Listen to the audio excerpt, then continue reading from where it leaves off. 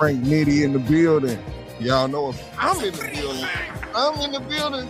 And you already know, man, that we got my guy Patton in the building. Mailman, a.k.a. The Street, a.k.a. Definitely in the building, man, and y'all already know, man, we got our guy, man, our guy, man, Killer Cal in the building. And, man, look, we want to give an applause to everybody, man, that's tuning in right now. You know that we had a little hiatus. We're going to have my guy Cal to explain it to y'all in a few minutes, but I just want to welcome y'all back properly. This is the Houston Texans on 3. Houston, Texas on 3. We're gonna put a little extra Houston on it today, man, because we've been gone a while and it's been a lot of like H-Town news going on, a lot of stuff with the teams, a lot of changes, man. We can't wait to get started with y'all, but man, let me give y'all another hand again because y'all, we are in the building. And it's most definitely alive, man. So other than that though, man, we're gonna let my boy Cal take the flow right quick, man. Hey, what's up, fellas? Man, good to be back with you guys, man. Most definitely, man. I'm excited. What up, Slim? How you doing, brother? How you doing, Doing good, bro, man. How y'all boys doing? I'm doing great. How you doing, Patton? Less than highly favored. Oh, that's what's up, man. Most definitely. Hey, man, I just had to start off the show, man. Thank you guys for your, y'all supporting me in a rough time. It's been a rough, last month that I had to deal with, losing my dad, February the 18th. That's something that I just never really thought about. Nobody thinks about death, but when you face with it, not nobody, man. Yeah, when you face with it, man, it's like you don't know, left from right, man. So, what we were faced with, man, my dad, being a prideful man, Reverend Leonard Edwards, he always talked to his sons about, his paperwork. But, things went on and, him not communicating with us not communicating with him, things happened. So, we was faced with a dilemma of, needing to, bury my dad. Mm-hmm. So, my wife told me, she was like, hey, you want me to make you a GoFundMe account? I'm like, I'm a man. Like, I can't let you handle my business. I got to handle my own business. But, everybody know it's that side of you're dealing with, pride and embarrassment. Mm-hmm. And once I got over that, man, I, wrote up a little thing on I didn't know nothing about GoFundMe. And when I wrote it up, man, and I just put it on my page, and I must say, shout out to Dr. Corey Barrett. He took it off my page, posted it on his page, and all 3 of the group chat pages. And he gave the first $100. The reason why I say he gave the first $100 because it kind of set the tempo, and people started to give, man. And without, the benevolence of you, Patton, Nitty,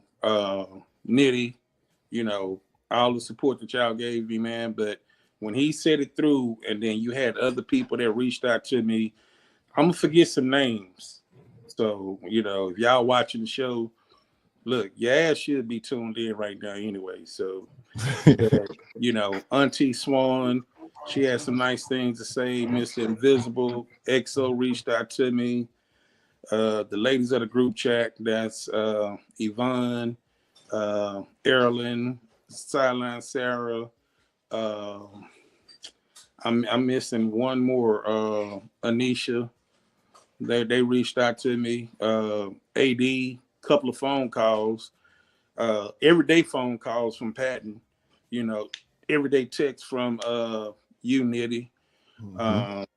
Trying to think of everybody else, man. And, I'm gonna wrap this up, but the one person that, I really like, the most inspirational message that I received was from a guy that me and him wasn't seeing eye to eye.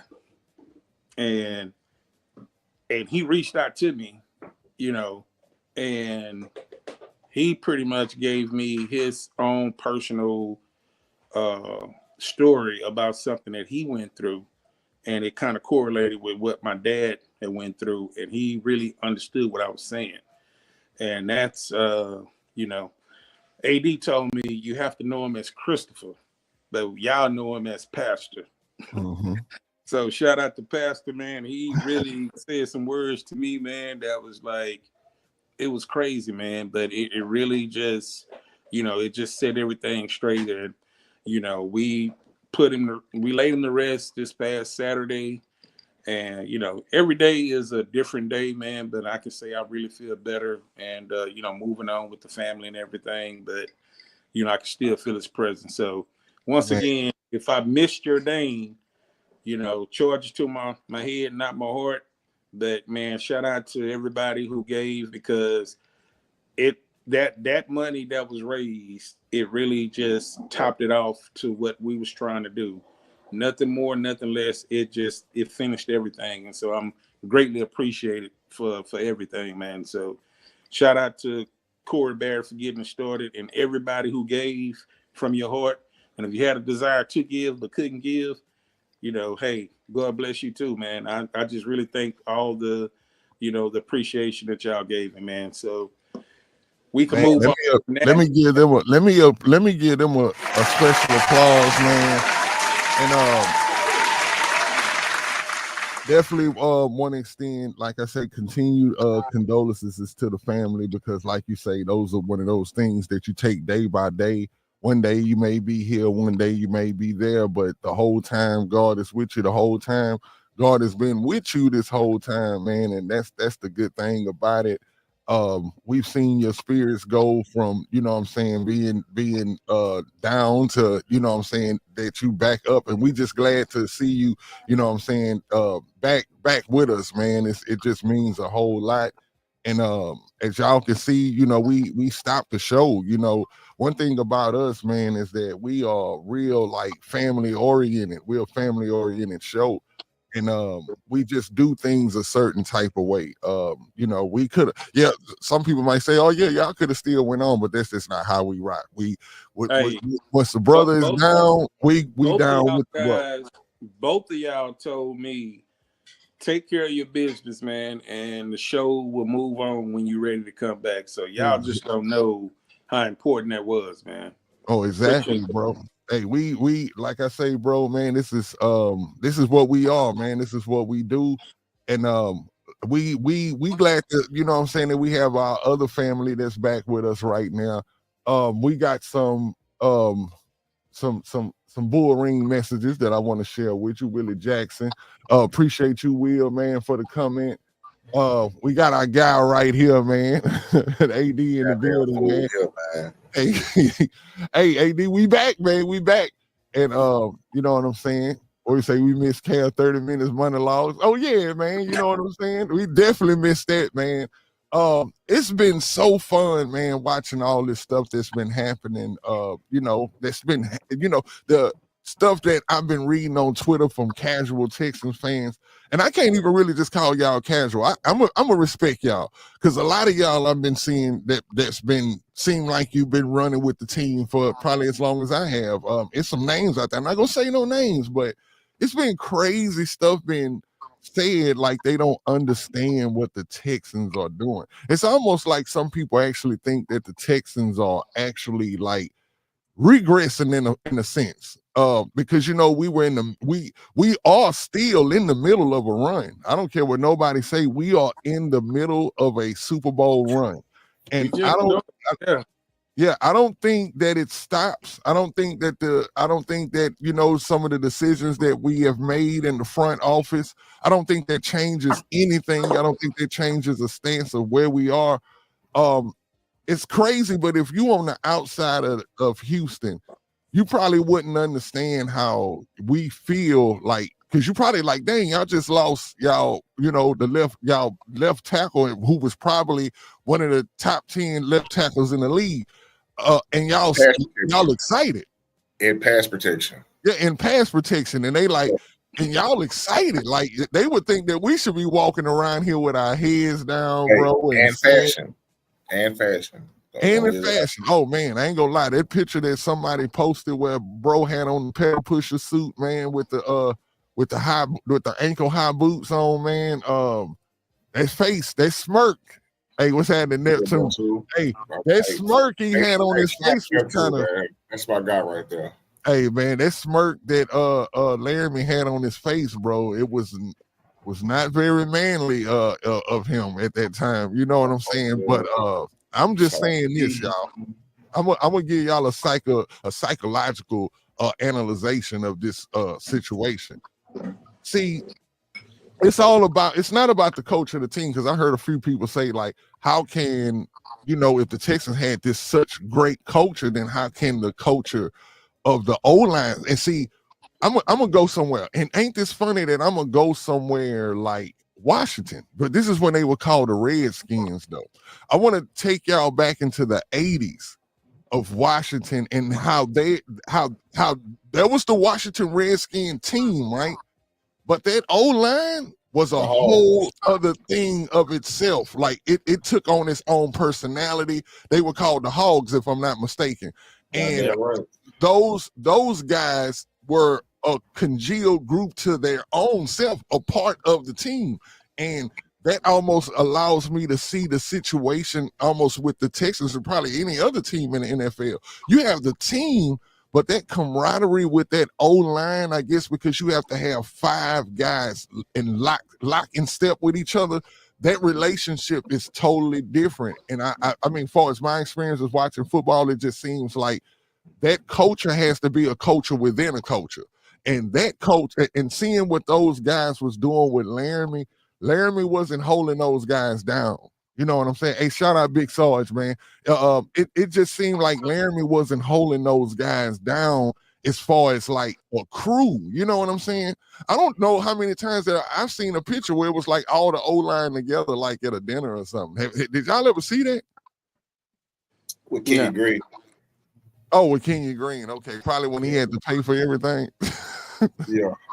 Oh yeah, they're gonna always get do that as far as with the O-line. But what do you guys feel about that? Because I mean, I have zero worry about it. It actually excited me soon as I seen it pop up on my phone, on my timeline. I was like, okay, the coach is changing. And I didn't look at it like, oh, we about to have a worse O-line. I think we about to have a meaner O-line. It's gonna be meaner, and that's what I think we've been looking for. I'm gonna give it to y'all. Let me say this real quick, man. The guy that we're going to really miss severely, John Weeks, man. Oh, man. Hold on, dog. Not John. They didn't take John Weeks. Hey, I ain't gonna lie. Y'all don't like, and I know that you probably gonna joke about it, but man, long snapper is real important, bro. No, like, I mean, I'm coming off as a joke, but in all seriousness, like that guy has been the staple of consistency. We signed a guy. Most seasons we always sign somebody that's gonna relieve him of long snapping duties. Like we always add an extra leg in camp when it comes to the kicker or punter to give our main guys a break. But I hated that one. Honestly, seeing John Weeks go to the 49ers pissed me off more. And not to say that I was pissed off about the Tunsil trade. I understood the Tunsil trade. I get it. You need real dogs, not somebody that got a shirt on that say dog. Exactly. And that's no slight to Tunsil, because like I said, he's the best pass protector in the NFL, hands down, period. But when we talk about complete linemen, there's only one complete left tackle, in my personal opinion, and that's Trent Williams. Trent does it all, know. But moving forward, I look to see my guy Blake Fisher slide over to the left guard, left tackle. We just signed Tomlinson. He's going to play, I want to say, left guard from what did he play? Thompson was from the Seahawks. And we also got another guy, Ingram from Minnesota. Nasty. Mm-hmm. I believe he's going to push Drew Scruggs for their right guard position. Hey, please, can you elaborate on that guy for a few minutes because Which one? you sent something the Ingram, right? Because as soon as you sent that into the chat earlier today, I did some research on him, right? And I'm gonna need you to like as because I know you did extensive research. I'm gonna need you to like turn me up on this guy, like turn me up on Ingram. I mean, what's good about him? So he's very nasty. He doesn't back down. He's what you want in what I would say a dog, right? Oh, Sarge, come on, Sarge. Look, let me keep going. Look, Ingram's not perfect. No one is. However, for what we had, what we dealt with, that was an upgrade. It is an upgrade. Now, I know Sarge, man. I wish Sarge, hey, if you free, come hop in here, man, so I can talk to you, man. If you free, please hop in here because I would love to have this conversation with you. But back to the point though, from what we had, this is an upgrade. Now, is this a forever fixed problem? No, of course not. You have to draft. You don't have the money to go out and sign a big name lineman. First of all, if there's a big name lineman in the free agency to be signed, teams don't let those guys go. And you see me just let our guy go for a reason. You know what I'm saying? And hey, what I'm saying is directed towards Sarge. And he knows exactly why we traded Thompson. Outside of salary cap relief, the guy had to go, period. What you want is a unit where everybody's thinking the same thing. If one guy goes right, everybody's going right. If one guy goes left, everybody's going left. We all on the same note. Our offensive line was not like that. Mm-hmm. You had one guy going left, other guy going right, somebody looking up in the stands. I seen one game, I seen one dude looking at me like, hey, on the field, But I feel like the O-line we have right now, if we had to go play a game, it would look kind of crazy because one, new system, new terminology, fundamentals, got to figure out who fits with what, who does what best, right? Mm-hmm. This is me trusting in Nick Haley to figure out, hey, what does this guy does good? What this guy does good? What does he do bad? And let's try to hide the weakness, right? Because think about it. There's no such thing as a perfect O-line, meaning everybody's good, everybody's solid. Somebody's going to be a weak link. Somebody's not going to be the best pass pro. Somebody's not going to be the best run block. You know what I'm saying? Somebody's not going to be the best stunt pick upper. It's going to be something. Let me ask you this though, Patton. What do you think about what's the name? Golly, I'm crazy. I can't remember his name right now. But our original right tackle, number 71. Titus. Golly, how the hell I couldn't think of Titus Howard. I was thinking of his last name though, and that's why I couldn't cross. But anyway, Howard moving over to left tackle, right? Do you think like them sliding him over there, like, do you think he's gonna he can do a good job? Do you think he has some untapped potential over there, probably at left tackle that we can probably see bro have a mean streak or something like that? Because I don't know. I'm kind of looking forward to that. I'm really looking forward to see how he would be at left tackle, or is that was just an article that somebody put out there? Like, is he not actually really going to be slid over there? I've seen some people mark depth charts where they have him at left tackle, and they have my guy Go Blue Henderson at right tackle. I feel like Titus is a very, very exceptional offensive lineman. He's better suited, in my personal opinion, at right tackle. He needs some push. Like, and that's the thing I hate about Titus. Not that I hate him as a person, but just the player. Like, some players need to be pushed, right? Mm-hmm. Some guys you just gotta bust upside the head, ask for them to get it and go do what they gotta do. I feel like with Titus, he played good this past year at guard, but he's always played good at guard because we needed him at guard in a pinch. Mm-hmm. If you can solidify that guard position on left and right and let him do what he likes to do, I think he will flourish, especially if the scheme, which I believe, hypothetically, we're going to be running more of a power scheme. Hold on right quick. I don't want to say this. Sarge crazy was number one in allowing one-on-one pressure. I know, bro. I got to side with Sarge on this because when I did my research, I didn't come away happy, bro. Like I'm gonna look, the video that you put in the timeline. I ain't gonna lie, it got me crunk because I'm like, damn, okay, so he did pretty decent against the Texans. What did I tell y'all about the highlights? Players' highlights. What I told y'all about that you only gonna see the best plays. It say it's Brandon say I think there are also that they are also a test by Casario and D'Amico to see if Kaylee and Popovich can turn trash into treasure. I mean, look at it. We the Super Bowl champs,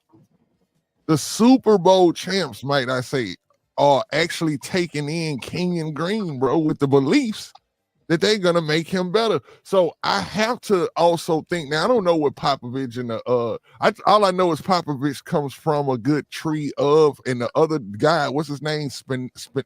I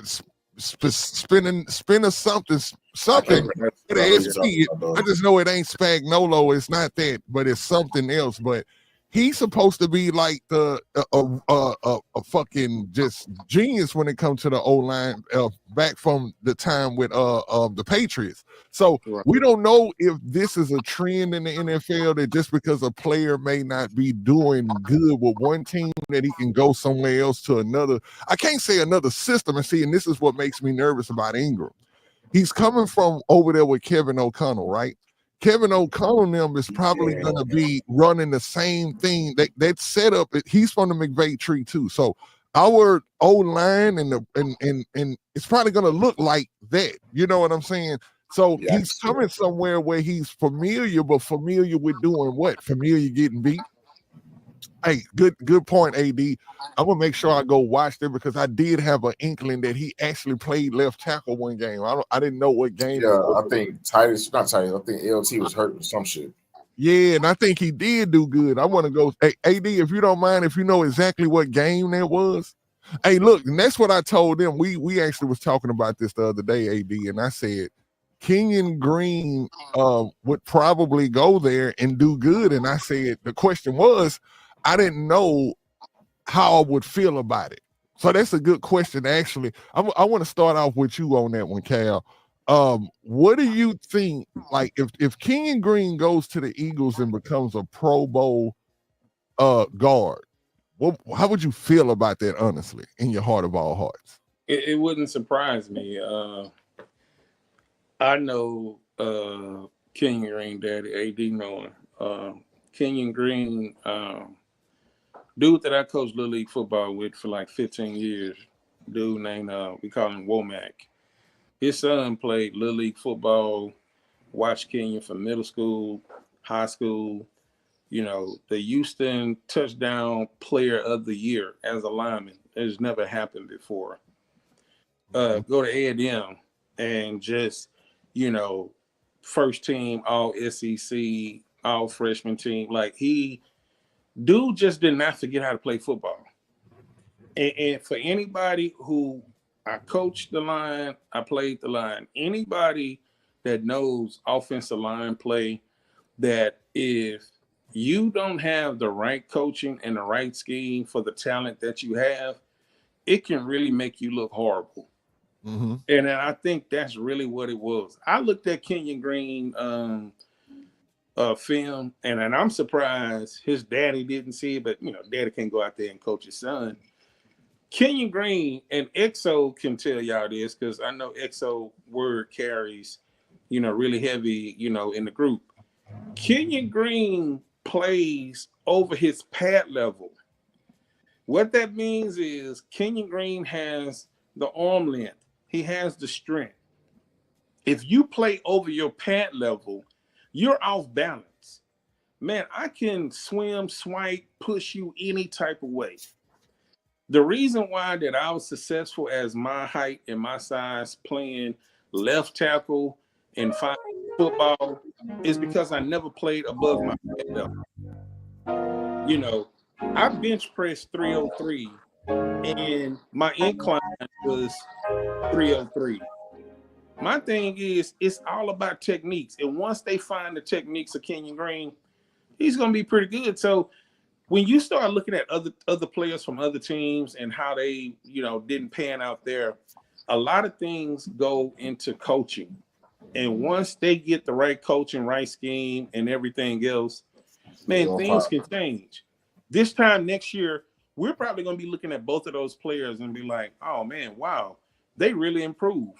And not really giving account that the coaching played a big part. Coaching and scheme. I keep telling people that. Remember those two words, coaching and scheme.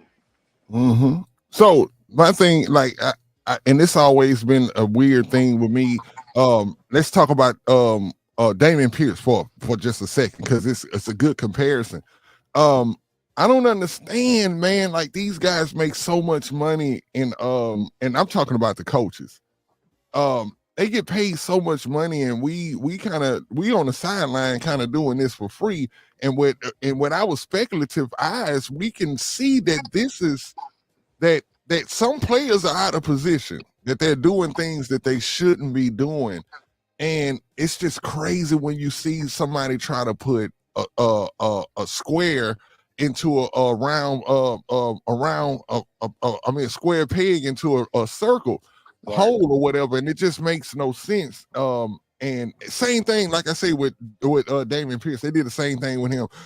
You knew what he was good at, but yet and still you try to put him in another situation, which is putting your job on the line. Like, I don't understand that. I don't understand these guys. Is it a lot of arrogant coaches that just feel like, oh, maybe they just like, hey, I'm not worried about losing my job. But I know one thing for sure, that if I was in their position, I would make sure that I would put players. I would be doing the Bill Belichick thing. This is what I always loved about the Patriots growing up. And I know people hate to hear the Patriot way and all of this, but it was a winning way of football. And if you can actually do it right, gonna piss Larry off. But it's a good situation, meaning, like, put guys in positions to succeed. If you really look at it, that is the philosophy of D'Amico's defense. D'Amico puts guys in position to just not think, to just do what you need to do on that defensive side of the ball. I think a lot of the times, like y'all say, and I'm pretty sure a lot of us seen this, that D'Amico was like hands off and kind of letting Bobby do his thing. But I think this time, and I think he flexed it during this offseason, he let people know, like, that he stepped in and he made a lot of executive decisions to get the team to where it is now. And I think the offense, even though saying what AD said earlier was a good point, like, we don't know exactly what Nick Caley is going to do, but you got to think about it. We're in the middle of a run. This is kind of unique, right? To switch an offensive coordinator in the middle of a run.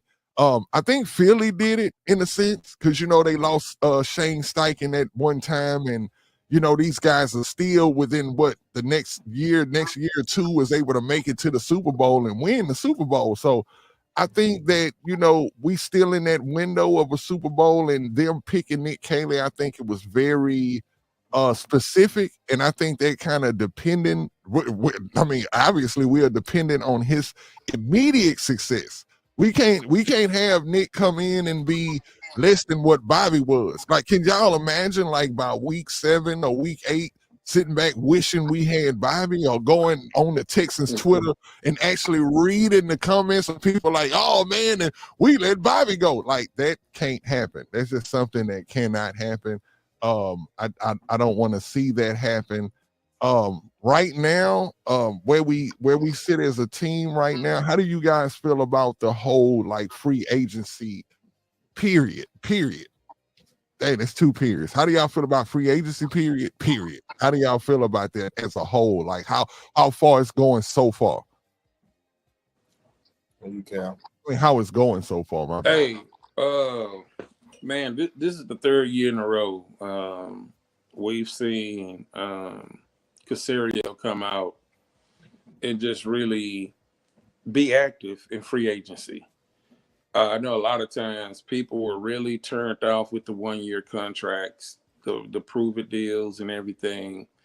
But, he was working around that Deshaun Watson, dealing with, not having the cap space that he needed, then needing guys to grow that he drafted. And once the first 2 years of Caserio, once he was able to, those draft picks and everything that he did that first 2 years, I know Larry Payton gonna say, "No, Cal, you got to take that into account, man.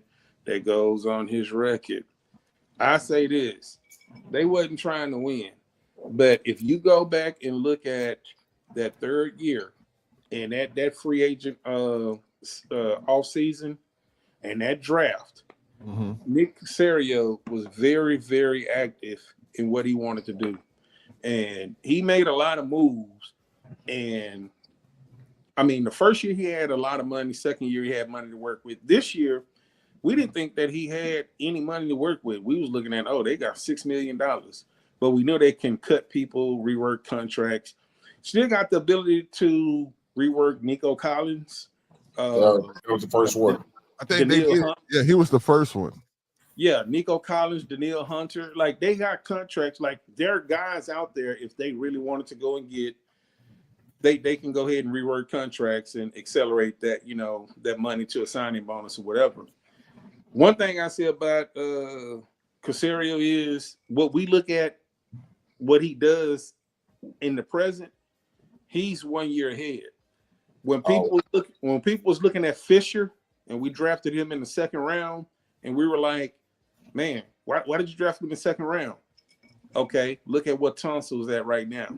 You say $42 million. 49. That's Caserio working ahead. Like, we don't see it when it happens, but then when you finally move on from that contract, and somebody made I forgot where I read it at. I think it may have been a group chat. So whoever said it in the group chat, I know AD gonna pull my cord on that.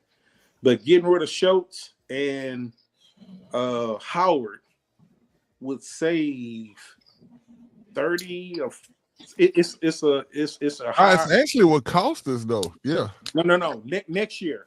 Oh, next year. Oh, okay. Next year. My bad. So when you look at how he's been able to manipulate the cap, sign our players, we still got to sign Will Anderson, Stingley, CJ.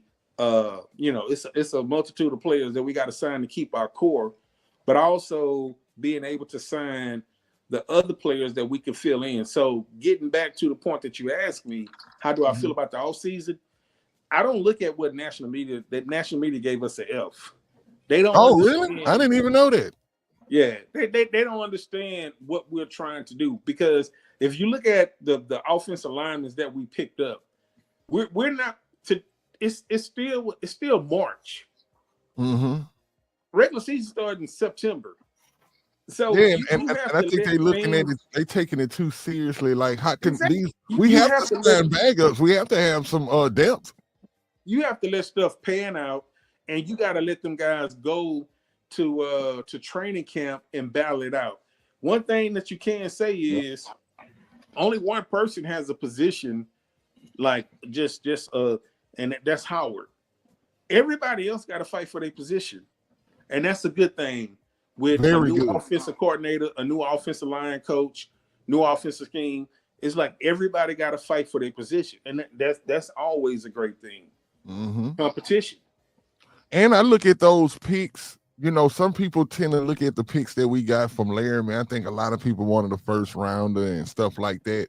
But you got to understand the terms of that trade. You were trading not only a player, but you would trade in a player who was about to break the market again when it comes to left tackle contracts. So you actually getting rid of that weight, but at the same time, look at the picks that you got. These are picks that can be put together and can allow us to actually move up and down the draft board to get whoever that we may think of specifically for the offensive line.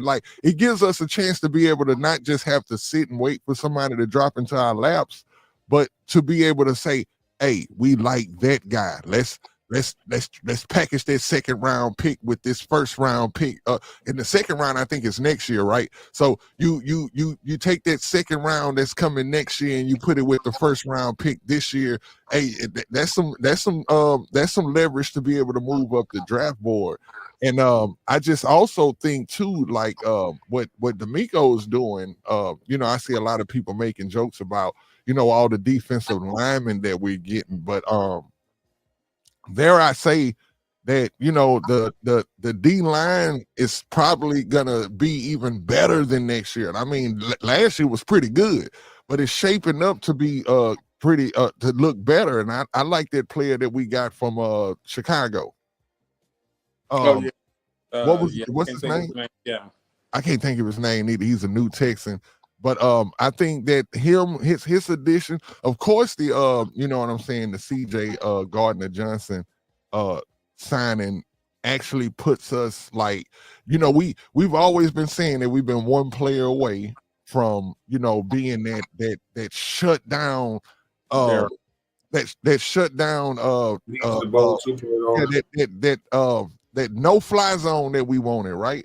And I think that not only are we getting, because I mean, I don't pay attention to a lot of players that's not on my team, but when I went to go check out what CJ brings to the secondary, it's crazy. Like, dude had 6 interceptions last year. And first thing I did was automatically add him in with the guys that we already have. And I look at Lassiter had I think he had 5 interceptions, and it could have been more. Bullock had 5, and it could have been more. Stingley had about 5 or 6, right? I think 5. Yeah, and if you think about that at least everybody on the in our secondary averaged 5 interceptions last year, and you look at CJ Gardner Johnson coming in, and he had 6 last year. That's ridiculous. That's almost like I've never seen that many ball hawks on one team before in my life. I think the last time I may have seen something like this was if I'm not, and this is just off the top of my head, when the Tennessee Titans at one time, they had Samari Rolle. It was somebody else who they had, but they secondary was off the chain when Chicago, when they had Nathan Basher, when he had 10 interceptions. When it was just interceptions all across the board. Like, bro, it's gonna be hard for quarterbacks next year playing the Texans. When you had Sherman, Chancellor, Thomas, and Browner. Yeah.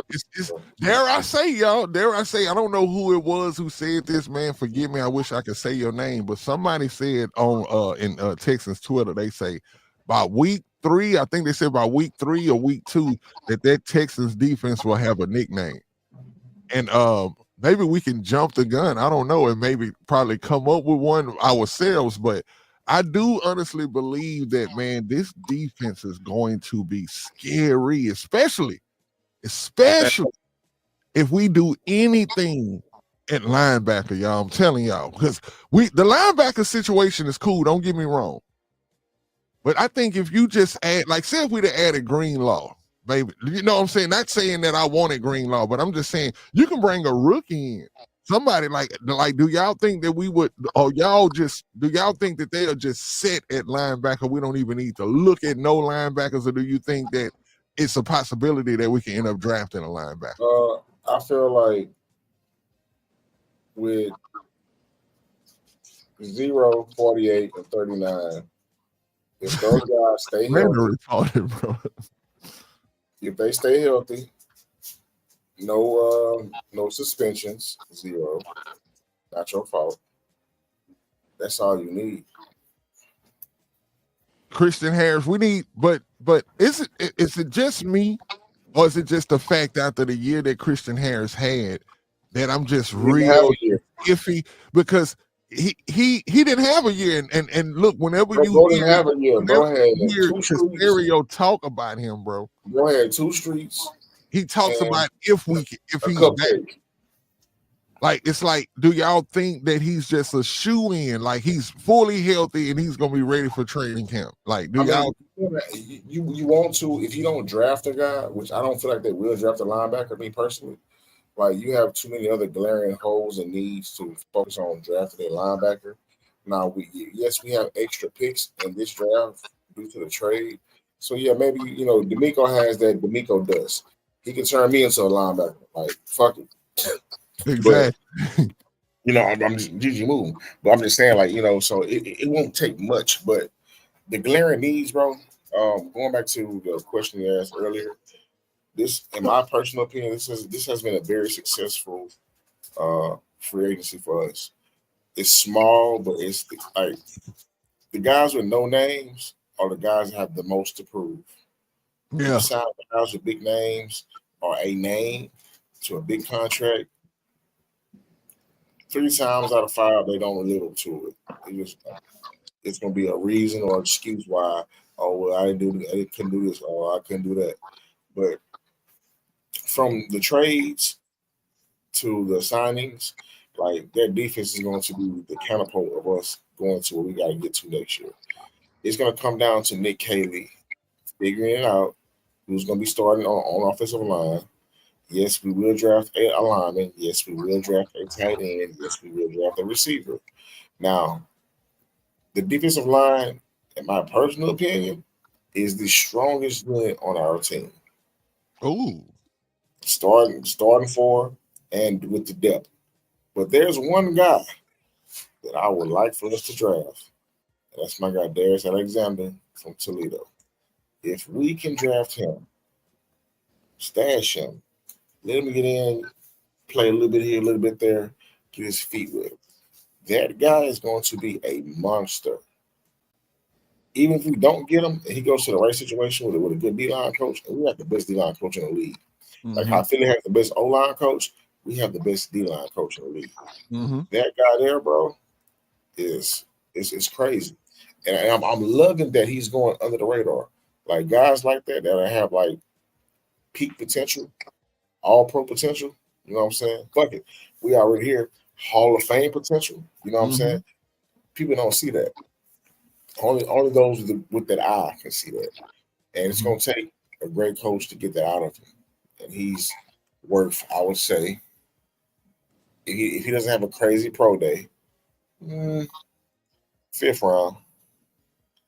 3rd round pick. Appreciate that Texan tangents. He agree with you. He say, Darius Alexander is a great 3rd round. Like if okay, hold on. Let's stay here. Okay. 1st round. Let's say we trade up, right? Let's say we trade up in the 1st round and we get a guard and we get Golden. 2nd round, let's say.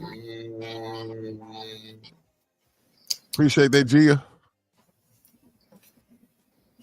3rd round, 2nd round.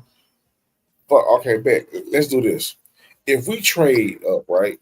We stay at 25, but we trade up some of our draft capital. Not playing with the picks right now, pause.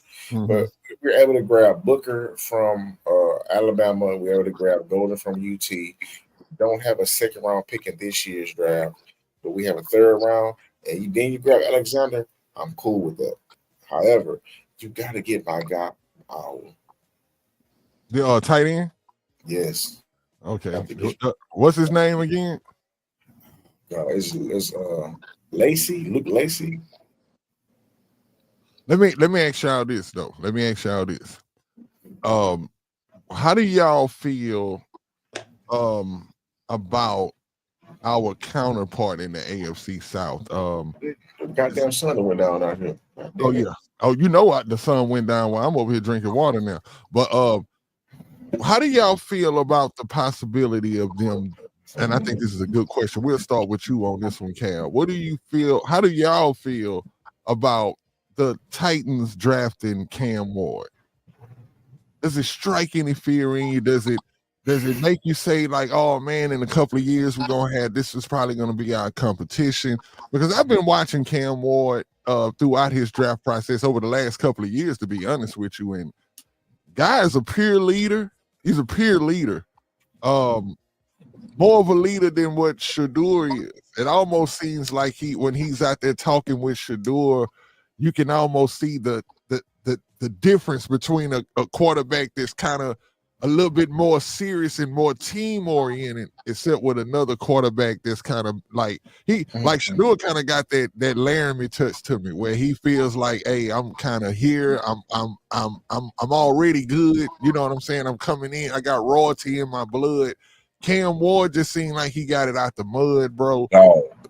And it just like, and I'm just, this the reason why I'm asking y'all this question. And we're gonna start with you, Cal. Cal, wait. I'm a little worried, bro. I'm a little worried. Can let me say one thing. Tennessee? Yeah. Everybody that goes to Tennessee goes to Tennessee to die. Damn. Cal, it's all you. Hey, we're the 45-minute mark. Cal, take us home. Do you think that this guy is gonna, give us problems in the future, Cal? CJ going into his third year? Yeah. Okay. It's one of those situations that when we were the Texans and Indy had Peyton Manning, mm-hmm. and it wasn't a damn thing we can do about it because they had number 18 over there. Exactly. Bro, all our stars that's on our team right now have not reached their potential. If you think about everybody that Nick Caserio have drafted, the leaders and the core of this team, they haven't reached their potential yet. So I really wouldn't care what's going to happen with Tennessee, Jacksonville, who the other damn team? Like I can't really Indianapolis, like Colts, Colt 45. Who was that signed Daniel Jones? It doesn't matter. Like the Colts. Oh my God. We are so ahead of the curve right now. It's kind of almost like, and this is going to be like jumping way ahead of the gun. But when New England and they had Tom Brady, when you have an elite quarterback and they were just winning that division year after year after year, I think it's time for us to be like, because the Colts went from number 18 to 12. Number 12. And they never missed a beat. So now we protect CJ, and CJ has a long career in the AFC South. There's not a team in the AFC that I'm really worried about because D'Amico is going to have that defense. Oh my goodness. Yeah. That defense is just going to continue to improve, and all you need is just a competent offense. Our offense averaged 21.9 points a game last year. Our defense gave up 21.9 points a game last year. That is the stats of a mediocre team. Yeah, we was 10-7. Yeah, we won one playoff game, but averaging 22 points a game, that was bottom, that's bottom third. That needs to go up to that. Just go look at the top 5 offenses in the NFL. You need to be up into that 30-point a game margin. And if Kaylee can give D'Amico 29 to 32 points, man, it's nobody gonna beat us, man. So I'm not worried about the AFC. Like Shannon Sharp would say, AFC, KFC, UFC. It don't matter. Texans in the Super Bowl, baby. It don't matter. Hey, I totally agree with you, Cal, man. I just it's on you, Pat. My bad. I'm pretty sure you said it already, though. I don't think you have no worries of what Cam Ward can be.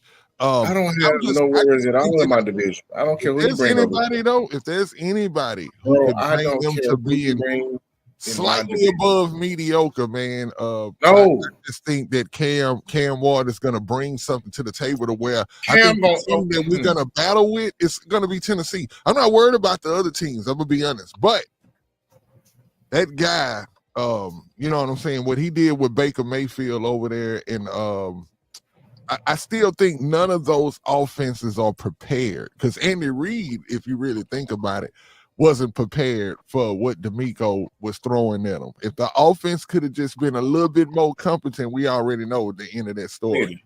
Nitty, listen to me, bro. I don't give a damn what anybody in our division who the fuck they draft. God damn it! If it ain't Jesus splitting the Red Sea, I don't give a damn. I mean, you understand me, dude? Long as we got Miko over there at the helm, CJ can go out there and throw one touchdown every game. With that defense, long as D'Amico running that shit, bro, Sunshine ain't gonna do shit. It ain't gonna matter. We already knocked that AR-15. I'm sorry, AR5, Anthony Richardson, made him quit mid-game. I was there when he motherfucker quit. What's up, Tennessee? Bro, Tennessee want to be like us so bad. Hell, Tennessee want to come home, but they can't. Hey, Pat, that dude was patting his tracks. You know what I'm saying? Hey, so basically, what y'all saying is Cam Ward might as well be prepared to be sitting on his pockets a whole lot of time.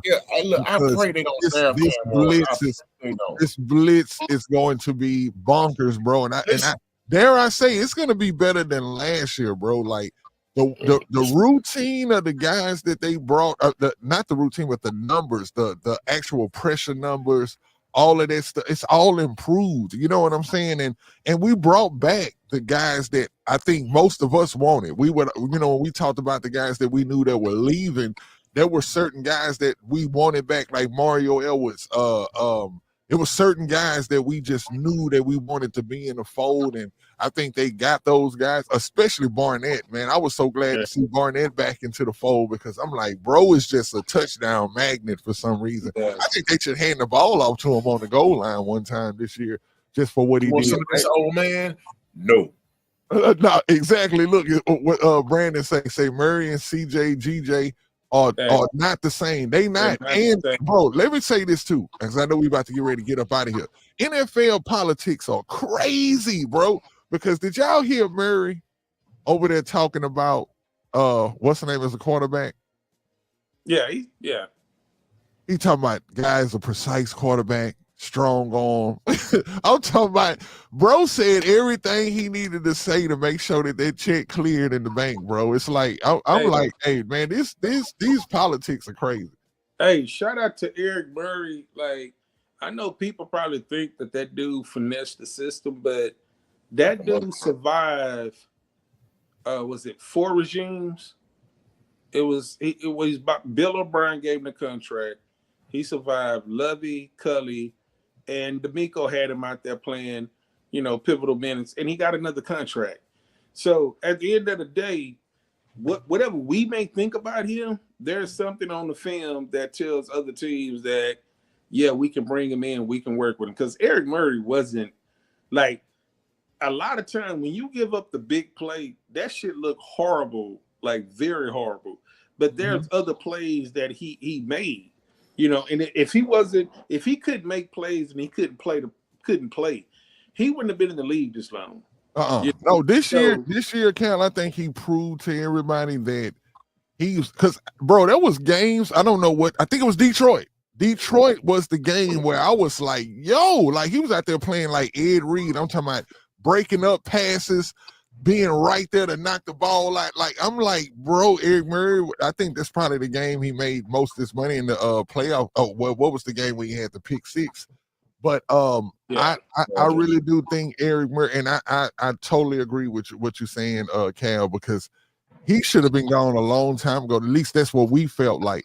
And when somebody had said that, like, yo, this was one of the last players left on the team from the Bill O'Brien era, I think right now it's 2 players left, and that's Titus Howard and somebody else.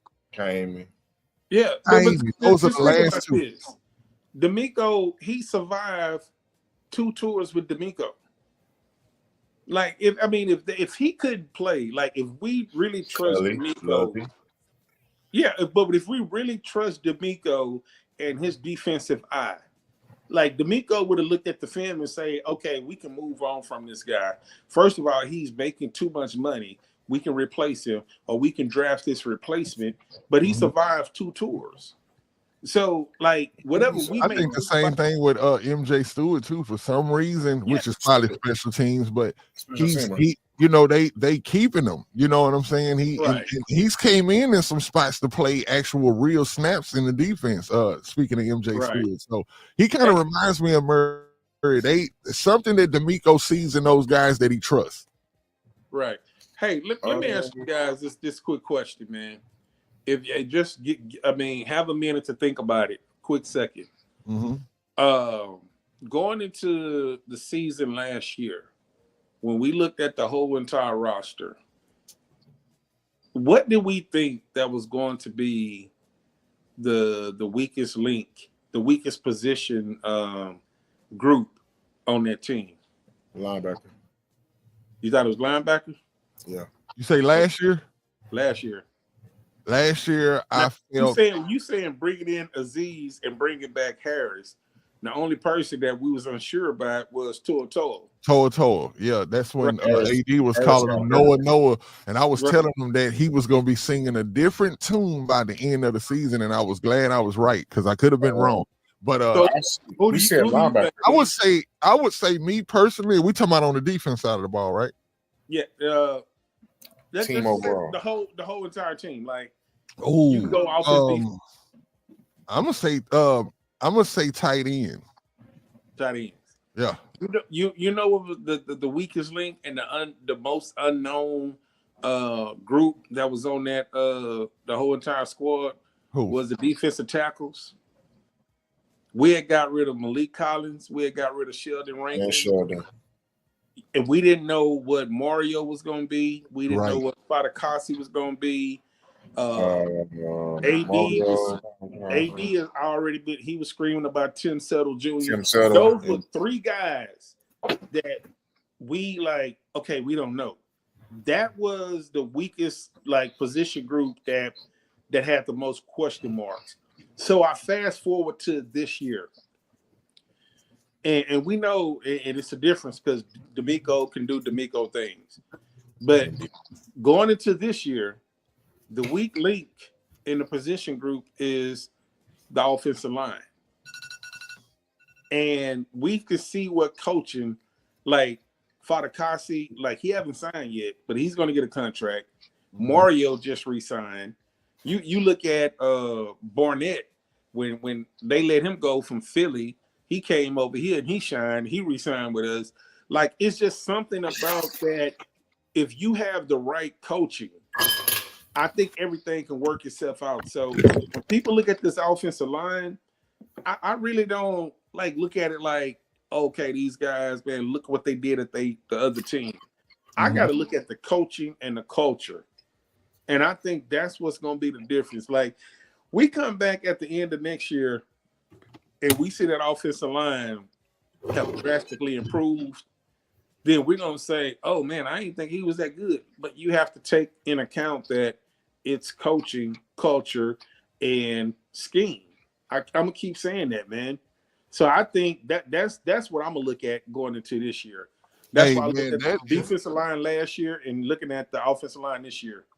That is a great, I'm talking about great point. I'm talking about that's almost the point of the show, because when you think about it, we really were worried about that defensive line group, especially the defensive tackles. We was like, man, we got rid of, because we knew what we had in Rankins and like you say in Malik, and all of a sudden we were losing those guys, and we was like, okay, so we don't, and I'm talking about it actually improved. Those guys are actually, we got more output than what we had got from those previous guys. So, and I truly, and this is the reason why I love that point, because that's where my heart leans. My heart says that while the nation is looking at it like, man, y'all have gotten rid of 3 starters. And I know that sounds crazy. We've gotten rid of 3 starters on a 5-man unit. We've gotten rid of 3 guys. And it's like, to the rest of the league, they got memes out there talking about, look at how the Texans are going to be playing. It's the Texans out there getting ready to run a play with 0.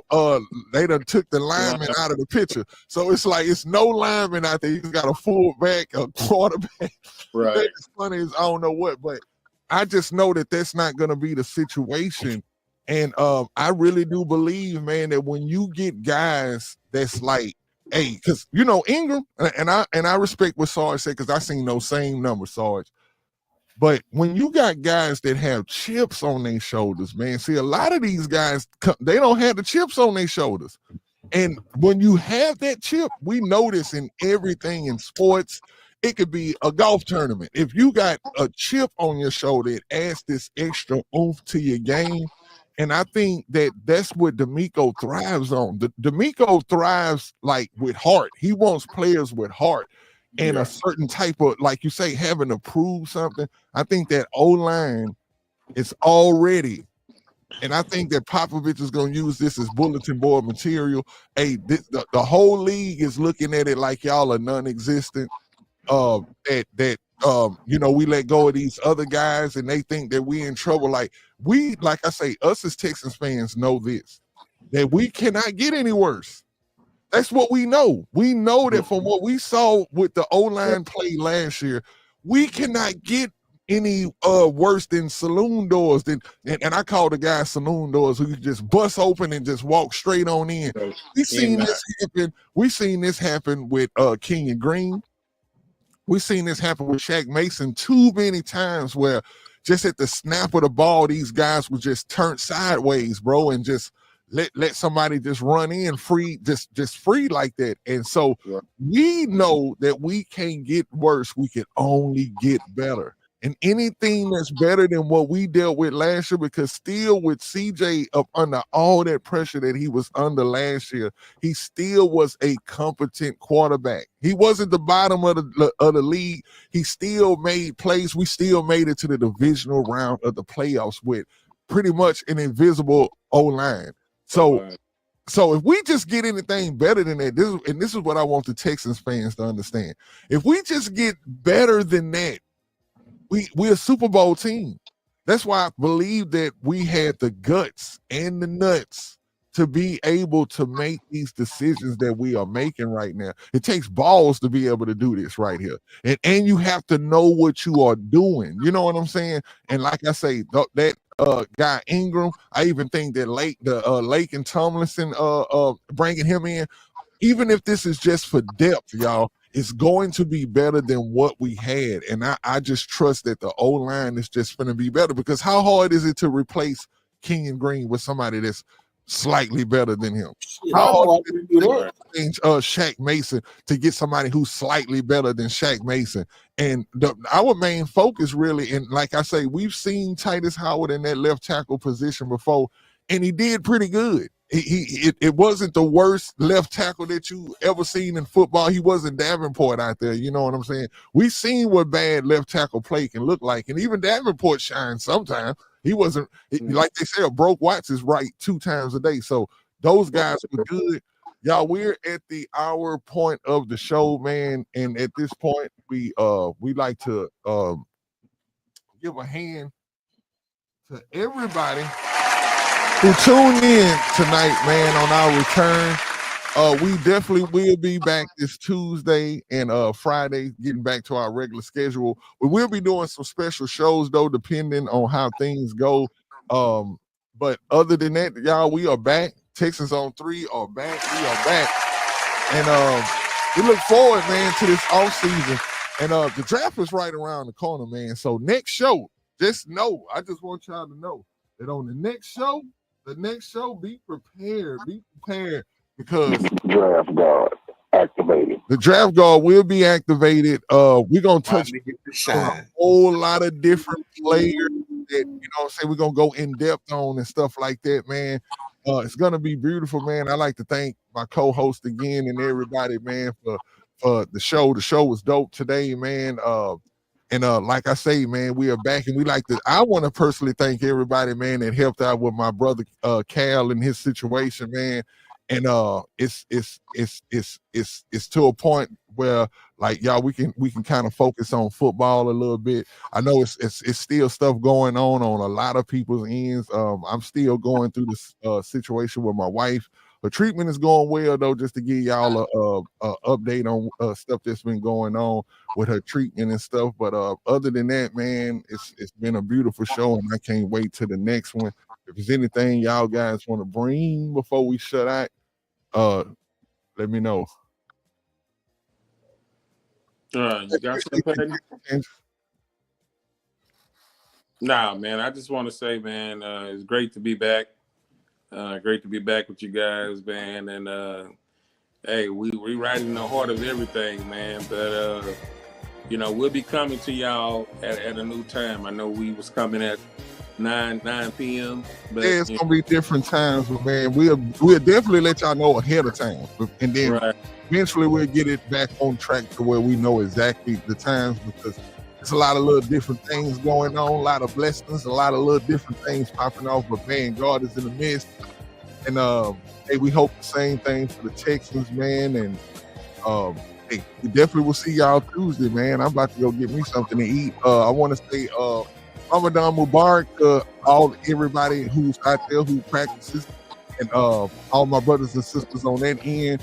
Hey, it's time to eat, man. I finally started drinking some water, man, at 7:30. So hey, my thirst is quenched, but hey, it's time to hit that kitchen up, man. But other than that, though, man, I appreciate y'all guys. Appreciate all of y'all out there. I want to give y'all another applause, man. And we up out of here, man. And it's the Texans on 3, Texans on 3, Texans on 3. We will see y'all next week. We up out of here. Yeah.